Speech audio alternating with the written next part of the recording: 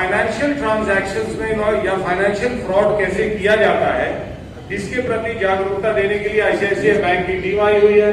मैं चाहता हूं, साथ ही साथ मैं स्वागत करना चाहता हूं हमारे मुख्य अतिथि एसपी क्राइम गोरखपुर साहब आ गए हैं, मैं उनका मन से स्वागत करता हूं। मंच तक आमंत्रित करता हूं। सर आप प्लीज आए।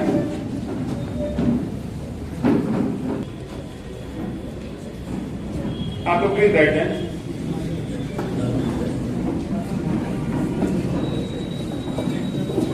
इसी के साथ मैं अपने वाणी को विराम देता हूं।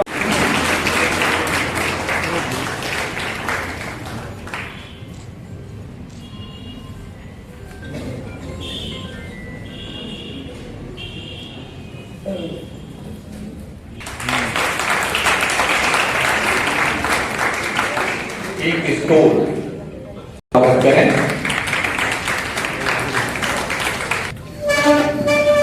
आनंद भैया लंबा है ना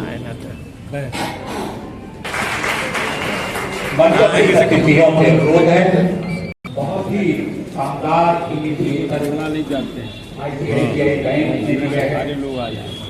और हम करेंगे इस तरह के कार्यक्रम लगातार विभिन्न संगठनों में, स्कूल्स में होते रहें, जिससे कि आज जो जिस तरह के फ्रॉड साइबर के क्षेत्र में हो रहे हैं उससे आम बैंक और हमारा Gorakhpur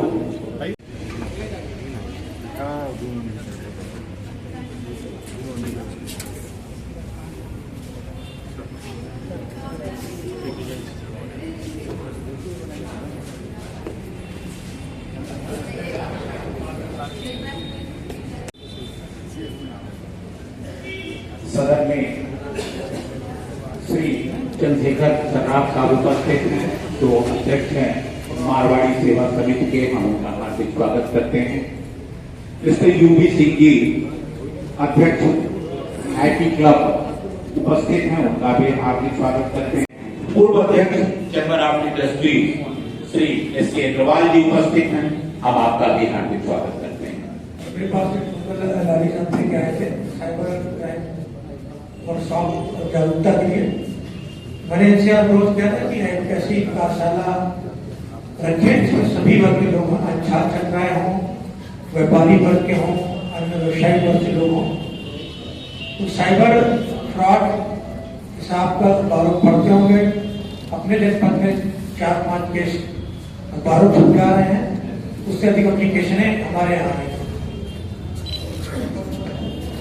cyber fraud, cyber crime कई रूपों में है। अगर आपको 25 साल होता है तो आप एक रूप जानते हैं, हो सकता है कि बहन बेटी का कोई वीडियो वायरल हो गया हो, आपके व्यवसायी हैं उनके पैसे का फ्रॉड हो गया, या आजकल आप टीवी देख रहे हैं डिजिटल अरेस्ट हो गया हो। जैसे आप हॉलीवुड फिल्म देखते हैं कि कोई कैरेक्टर होता है, हर एक सेकंड पर अपना चेहरा बदल लेता है, तो नया चेहरा देखते हैं तो आप मान पड़ता है इसका ये भी रूप है। तो ऐसी साइबर फ्रॉड आजकल इस तरीके से हो रहा है कि बहुत संगठित हो गया है। ये जो इस पर काम कर रहे हैं उसमें हर वर्ग के लोग हैं, कई इंजीनियर भी लोग अच्छा कोर्स किया जिन्होंने वो इन्वॉल्व है, तो लोग नए नए तरीके प्रतिदिन अपना रहे हैं। साइबर फ्रॉड इसकी भी कार्यशाला महत्वपूर्ण है कि आप अगर डेटा समझें कि अब तक 2024 अब तक 6,274 ऑनलाइन केसेस केवल अपने यहाँ दर्ज हो चुके हैं। ऑनलाइन वित्तीय फ्रॉड संबंधित 5,486 केसेस हैं।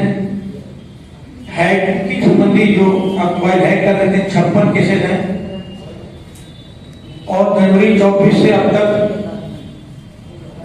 31 करोड़ 91 लाख से अधिक का फ्रॉड हुआ है। पैसे भेज दीजिए, लेकिन अब नए तकनीकों के साथ लोग जो फ्रॉड कर रहे हैं बहुत शातिर भी हो रहे हैं, लोगों को सिस्टम से पढ़ते हैं। के द्वारा साइबर क्राइम अवेयरनेस प्रोग्राम चलाया जा रहा है, क्या कहना चाहेंगे, क्योंकि तमाम क्राइम से अलग है साइबर क्राइम, किस तरीके से लोगों को अवेयर कर रहे हैं?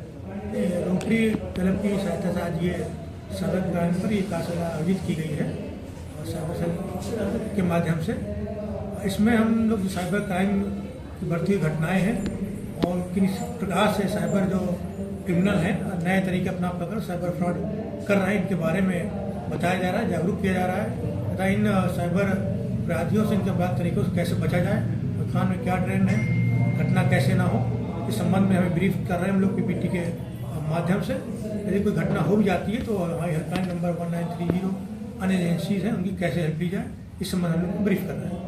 लगातार साइबर के केसेस बढ़ रहे हैं सर, किस तरह अभी तक आपके संज्ञान में कितने ऐसे केसेस आए हैं जिसका अभी तक पुलिस ने निस्तारण कर रखा है? खासकर देखिए अभी कई बड़े केसों को निस्तारण किया है, हम संख्या डेटा बता रहे हैं, लगभग 6,000 अधिक एप्लीकेशन इस जनपद अब तक आ चुकी हैं। क्योंकि साइबर क्राइम लगातार बढ़ रहा है, उसमें धनराशि जो फ्रॉड हो रहा है वो भी बढ़ रही है। जागरूकता इसका एक बहुत महत्वपूर्ण उपाय है ताकि फ्रॉड उससे पहले लोग जागरूक रहें और उससे बचाव हो सके।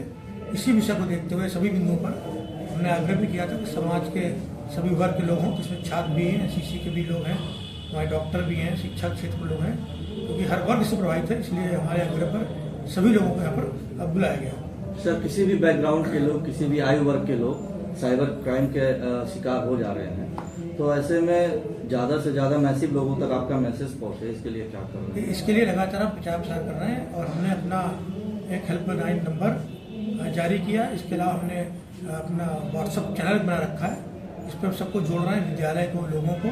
अभी हम यहाँ पर भी हमने उसको दिया है, उससे लोग जुड़ेंगे और किस तरीके से अपने यहाँ फ्रॉड हो रहा है, नए तरीके अपनाए जा रहे हैं, बचने के लिए हम क्या करें, उससे संबंधित सूचनाएं हम पढ़ उसमें अपडेट करते हैं, लोग उसको देख रहे हैं, जान रहे हैं और उस पर जागरूक हो रहे हैं। टीनेजर्स भी काफ़ी मात्रा में शिकार हो रहे हैं। या टीनेजर बिल्कुल आप देख रहे हैं, बहुत से लड़कियों की जो फोटोग्राफ वगैरह मॉर्फ कर डाली जा रही हैं, बहुत से बच्चे जो पोर्नोग्राफी कर देख रहे हैं, कहीं गलत संगत पढ़ के उसके संबंध जागरूक कर रहे हैं। यदि कोई इस तरह कॉल आती भी है या कोई प्रयास भी कर रहा है अपने बाप बच्चों को आपके साथ, तो उन नंबर की सूचना हमको दी जाए, वो सभी हेल्पलाइन नंबर और तरीके हम बता रहे हैं। साइबर क्राइम का पैमाना क्या है सर, क्योंकि एआई आने के बाद क्राइम्स और बढ़े हैं?